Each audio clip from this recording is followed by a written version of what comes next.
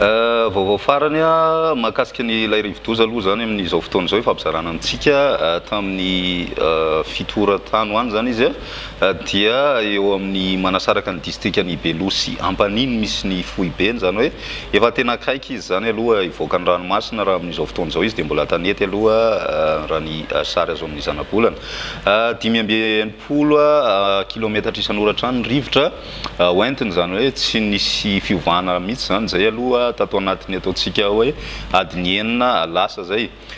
ny tafiotra ao anatin'izay dia eo amin'ny 70 kilometatra isan'ora zany hoe mbola ny manodidina anivony hatrany aloha zany no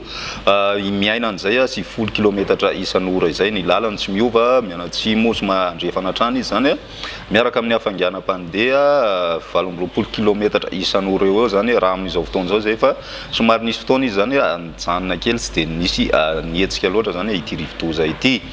misy fiovana ny filazana loza mahakasika azy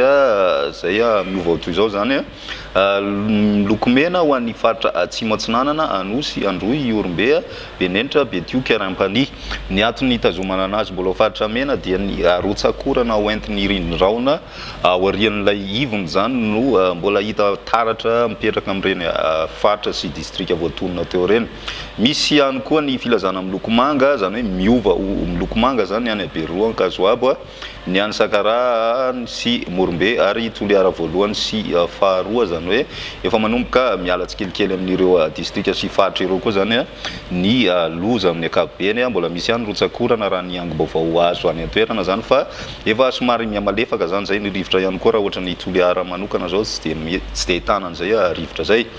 foana ny filazana loza ho an'ny vadivavy fitovonany Moromania ary ny any Mahatsiatra ambony izay zany aloha ny tena hoe vaovao farany azo ampitaina fa mino zay fa afaka fotoana fohy na ataontsika hoe afaka adiny ray adiny roa tsika dia manana vaovao indray mahakasika ny ity rivodoza ity